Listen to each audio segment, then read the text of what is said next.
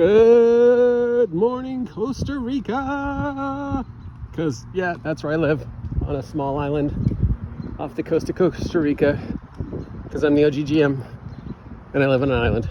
Yeah, lore. All right, we are continuing our escapades into the journey to the Radiant Citadel. Every day, more and more information and misinformation gets presented to us. I suppose eventually I'm going to have to break down and actually try and read a copy of this. I just don't want to buy it. But based upon reviews, based upon things people have sent me, which are cut and pasted from the thing, based upon the response, it's not going well for Wizards of the Coast.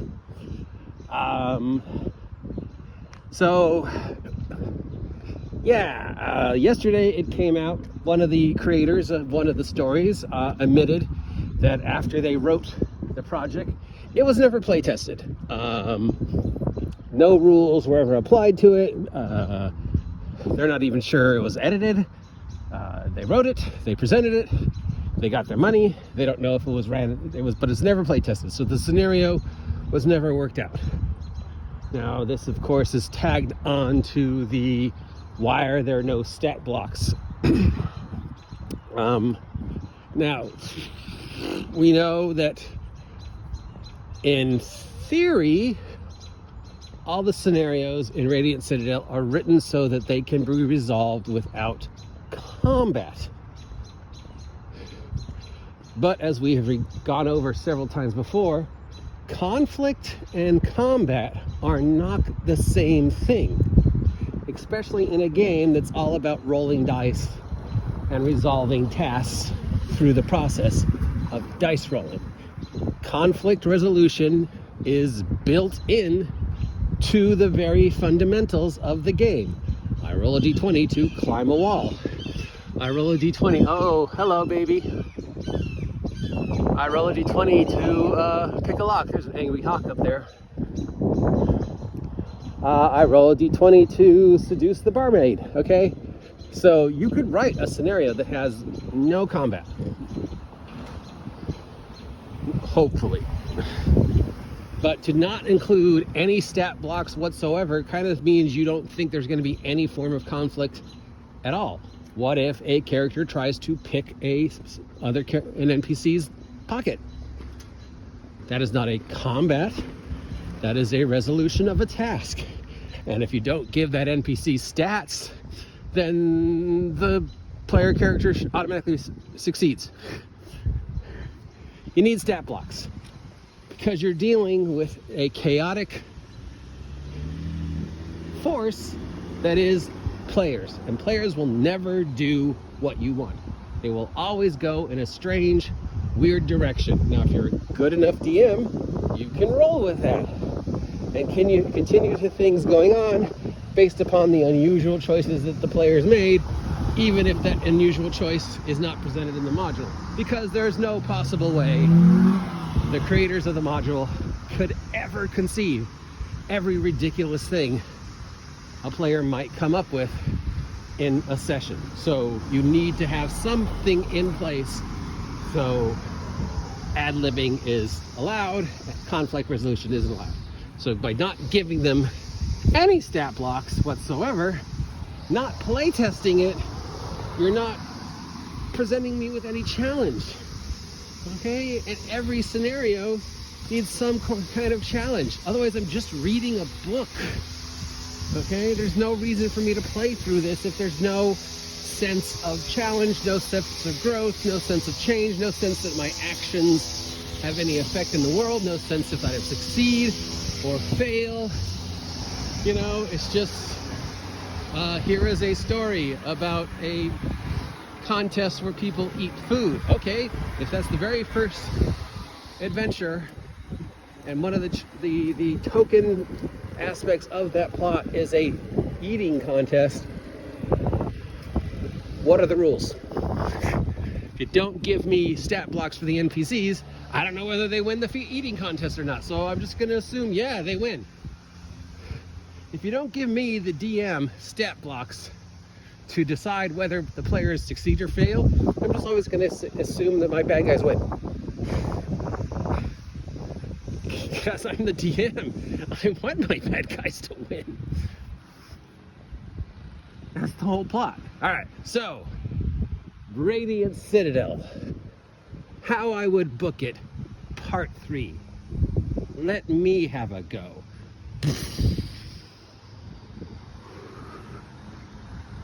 The dimensional travel aspect.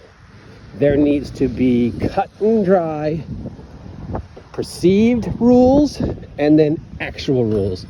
And there needs to be some hinted at threat. Okay?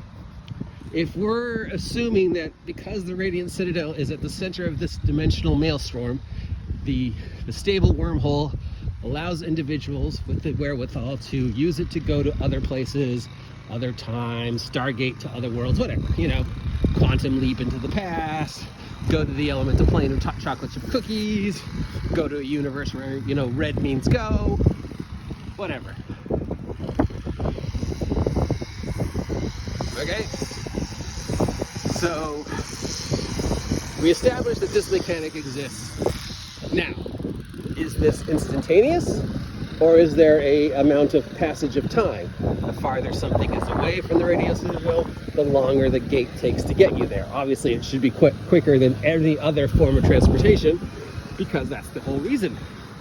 The stable wormhole allows you to get from point A to point B a lot faster.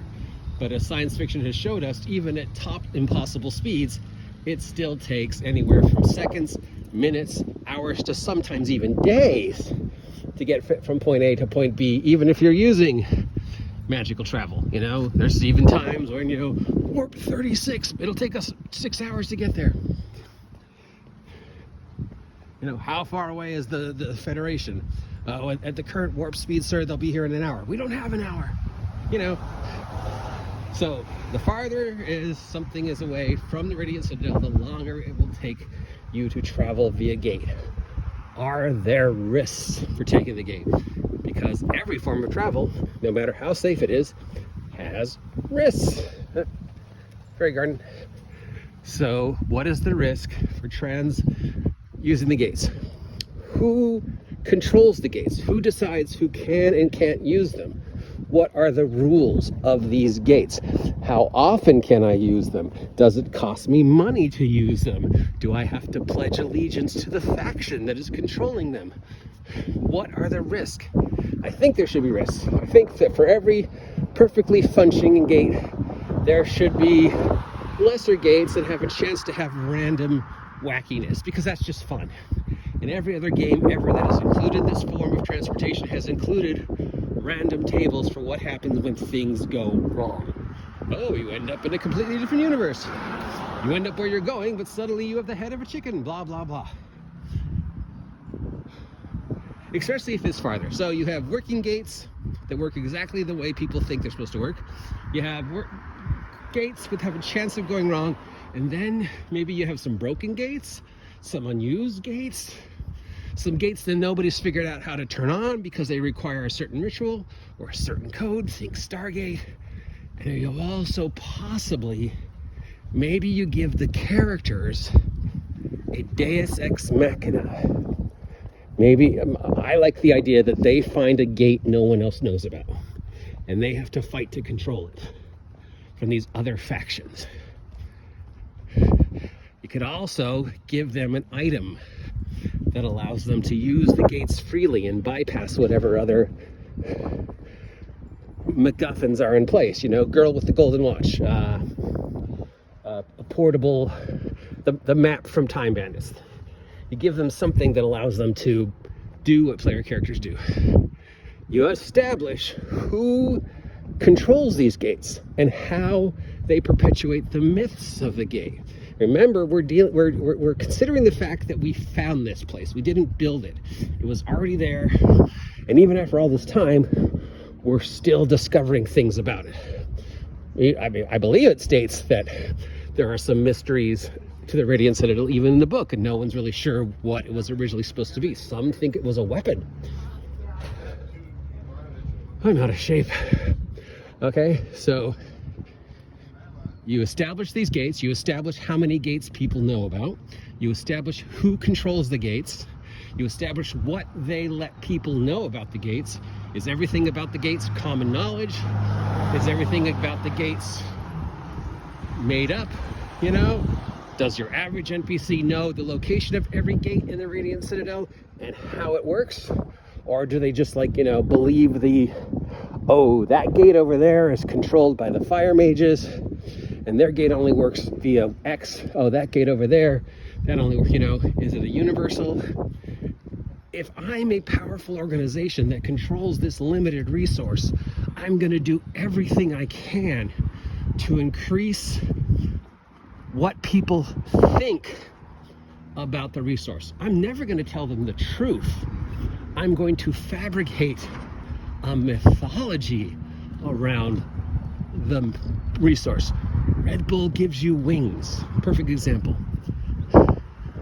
They don't tell you what Red Bull actually does. They have built up this mythology of how taking Red Bull allows you to solve problems and do all sorts of other things and heighten your awareness. You know, they built up a mythology.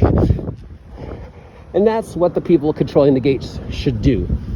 And that's what the people who control the Radiant Citadel should perpetuate. You know? It's limited resources, limited group of controls these resources. That control is always on a premises. Like, you know, anything could, you know, allow another organization to take control, and suddenly they have two gates. Maybe, you know, somebody figures out how to shut a gate down. Somebody figures out how to cheat a gate. You know, there's all sorts of ways. I mean, if you can steal a car or smuggle yourself on a boat, then there's obviously ways to cheat the system involved with the gates. And if that is involved, then obviously the mythology of the gates would be perpetuated to prevent those things from happening. And then, of course, you include the fact that there are gates that nobody has ever figured out. Maybe they're secret gates. You know, the gates are the main deus ex machina for the stories. You know, if gate A always goes to the exact same place, but then maybe something happens and it goes to a different place, you know, but even then, if you say it's a stable wormhole, it always goes to the Delta Quadrant. What happens when they're going through the wormhole? Are there encounters? Are there threats? What's it like when they arrive at the other end of the gate? How do the, you know, individuals react? Is there side effects? Blah, blah, blah, blah, blah. So many things that could have been considered that weren't. Anyways, that's how I'd book chapter 3 of the Radiant Citadel.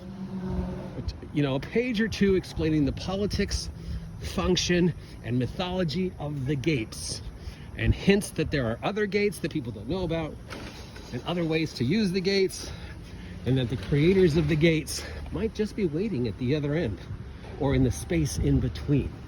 I'm the OGGM. I hope you appreciate this nonsense. If you do, give me a like, give me a share, give me a subscribe, and have a great day.